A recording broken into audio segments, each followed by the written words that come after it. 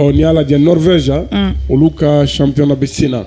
olu kɔni bɛ fo clancɛ la pratiquement a bɛ ka se daw casque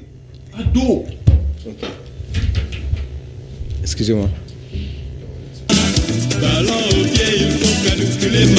à côté ɲini aw fɛ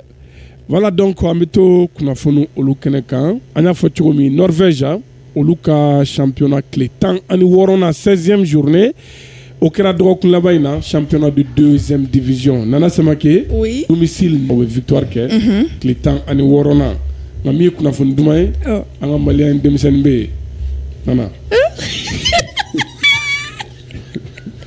an ka taa n'a ye Segu Sori Ibrahim Diarra l'enfant de Ségou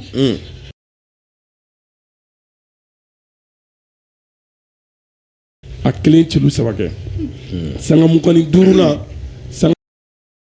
64 sanga 92 faralen a kan ni Papa Gawusu ka fisɔn ye wele ko Pedo Papa Gawusu a dɔnkilidala kun don voilà ayiwa o kuma n'i y'a lajɛ donc saba a kelen bɛ cɛlu 3 o sɔrɔ ka don n'i y'a lajɛ depuis championnat daminɛ 6 o kuma a y'o kɛ tile 10 a nana n'i y'a 23 buts en 16 matchs a yɛrɛ équipe nationale kɛ a ye sélection kelen kɛ waati dɔ la depuis o kɔfɛ a m'a ye bilen n'o ye Sori Ibrahim Diarra a yɛrɛ tununa o kɛra balontanna ye o kɔfɛ o de kɔrɔ ye min sisan ne kɛra balontanna ye bɛ tunu ayi a banna balontanna bɛ gɛrɛli la a m'a ɲɛ sɔrɔ hali bi n'a ɲɛ yɛrɛ sɔrɔ la a bɛ fɔ de k'a tɛmɛna yan fɛ a bɛ disappear k'a tɛmɛna yan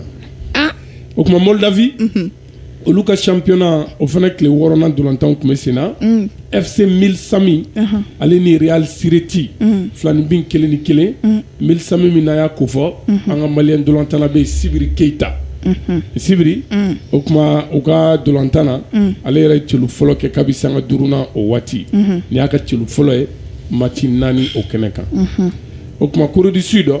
min bɛ tali kɛ olu ka championnat de 2e division o fana tun bɛ 20e journée Seonan City n'o ko fɔra b'an hakili jigin Abubakar Ibrahima Tunkara Tungo o kuma u ye filani bin kɛ a domicile u ni Yongin 2-2 n'i y'a lajɛ Tunkara n'ale formera Centre Salif Keita la a yɛrɛ dɔ kɛ Joliba AC la ka tun bɛ Maroc Fardo Rabat ale ye équipe ka cɛlu 2nan a b'o don sanga 53nan o waati c'est un milieu offensif Tunkara c'est un jeune a bɛ ballontan kosɛbɛ o tɛ donc nin ye an ka maliyɛn dolantannaw minnu bɛ yen ko u sera ka garisɛgɛ sɔrɔ dɔgɔkun laban in na ka cɛlu o kɛ hali bi an ka maliyɛnw olu ka kunnafoni na Nana Samake i b'a ye c'est officiel Mamadou Sangare Gaucher ale kɔni bɔra fɛn min ye Racing Club de Lens la prix Marc Vivien Foye le meilleur joueur africain en Ligue 1 française sala wulila k'i jɔ n'o ye Ɲamakɔrɔkaw ka Gaucher a y'a signé Angleterre à la Premier League 48 millions d'euros. Wow. C'est un record pour Lens ou ka ballontanna feere nin prix là.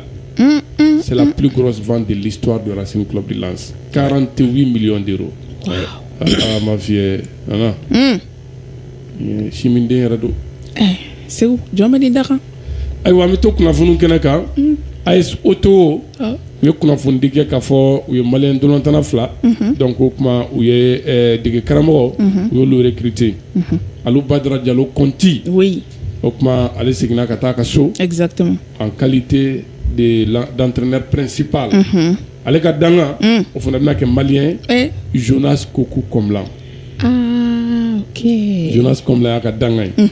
n'i y'a lajɛ nani olu yɛrɛ ka da équipe tun bɛ Baku Sec de bolo kɔsa in na ale seginna ka na équipe nationale ta équipe nationale bɛ ale bolo les cadets u ye échange kɛ sa Sekou Sec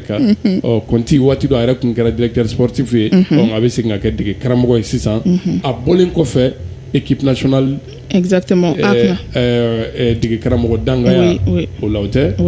ayiwa n ye kunnafoni fana ye bɔlɔlɔw kan k'a fɔ Amadou M Soumaré k'ale ni FC Nouadhibou ka bɔ Mauritanie a kuma ko olu fana bɛnna ko la o kuma k'u bolonɔ bila sɛbɛnna o tɛ ni an ka maliyɛn dolantannaw olu ka kunnafoniw ye hali bi an bɛ to fɛn min ye an ka kunnafoniw kɛnɛ kan teliya la an bɛ don fɛn min ye Coupe d'Afrique des Nations pardon compétition interclub nana oui Seku an bɛ don ale kɔnɔ k'a fɔ ko na Ala ma basi kɛ tirage au sort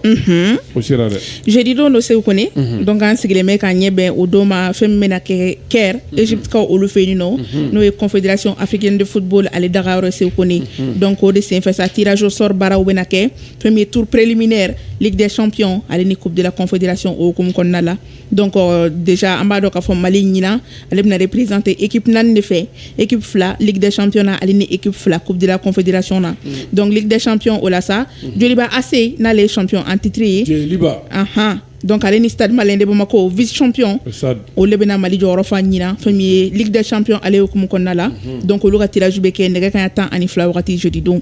donc ka kɔn o ɲɛ dɔɔni nɛgɛ kanɲɛ 11 wagati 11h exactement coupe de la confédération o tirage fɛnɛ bɛ kɛ AS Real ale ni FC Jara olu bɛ ka Mali jɔyɔrɔ fa o yɔrɔ la Seku Kone donc o la sa o ye kɔfɛ an hakilila bɛna tigɛ k'a fɔ ko u ka tour u ni mɔgɔ minnu bɛna ɲɔgɔn sɔrɔ fɛn min tour préliminaire ale hukumu kɔnɔna la Seku Kone donc an b'a ye k'a fɔ nin bɛ kɛ ni Mali ka ambition ye min nin ko in na o de ye vraiment ka se ka a ka jɔyɔrɔ maintenir sabula an ye wagati caman kɛ an bɛ équipe 4 de bɔ mais a kun gɛlɛyara wagati la an seginna équipe 2 la donc an bɛ fɛɛrɛ bɛɛ de bilalen bɛ sen kan sisan nɔ ni sen fɛ pour que vraiment an ka se ka an ka titre maintenir nin compétition ye hukumu kɔnɔna la Seku Kone mais a baaraw bɛ daminɛ kɔni jeudi don ale tirage sen fɛ. I y'a fɔ cogo min Mali y'a ka place 4 récupéré exact tɛmɛnen an ka représentant tun ye 2 ye donc an ka performance kama ɲina a kɛra 4 ye oui FC Jara ale bɛna bɔ pour la première fois de son histoire Real de la ka bɔ ka kɔrɔ wa Real phase poule tan kafu la ka tɛmɛ fana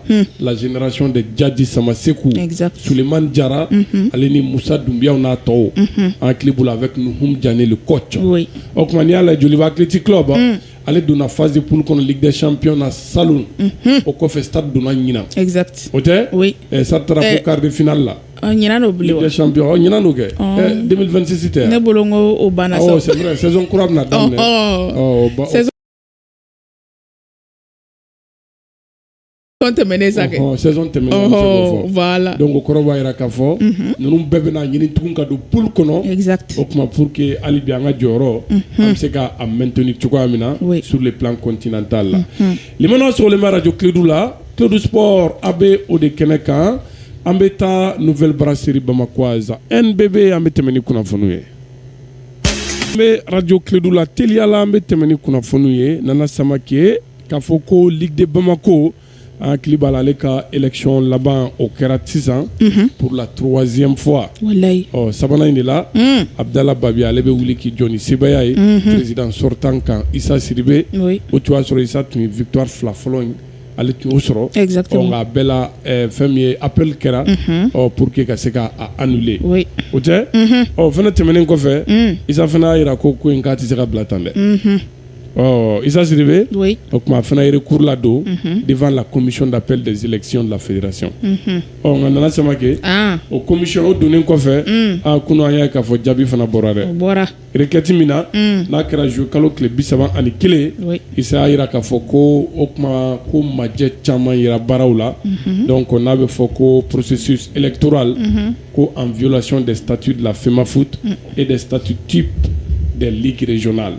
o kuma fɛn caman bɛ a kɔnɔ min bɛ yen ni Issa Sidibé ni a n'a ka liste n'u ma jɛn ni a ye n'u tun ye sɛbɛnni kɛ ka ɲɛsin o ma kɛrɛnkɛrɛnnenya la nka nin bɛɛ kɔni kɔfɛ commission d'appel ale ka décision kɛra mun ye kunu ale y'a déclaré k'a fɔ o kuma ko kuma ninnu ko kisɛba tɛ u la n'a fɔra ko non fondé o kɔrɔ ko kisɛba t'a la genre fɛn tɛ sinsin bɛ se ka kɛ min ka ten o tɛmɛnen kɔfɛ a fɔ cogo min na ils ont rejeté les recours donc o kɔrɔ b'a jira k'a fɔ dossier u y'a jira k'a fɔ ko a tɛna valider o tɛ kuma ɲani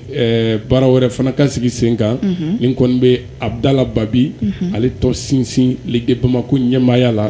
ɲani Issa Sidibé o fana k'u ka kuma laban o fɔ o tɛ ni min bɔra ko kɛnɛ kan waati nata kunnafoni an bɛ a di lamɛnbaaw ma han radio Clédou do Bandiagara Bankassa Koro Sanga le pays de Gon an bɛ dɔgɔnɔw bɛɛ lajɛlen fo Amidou Kassoge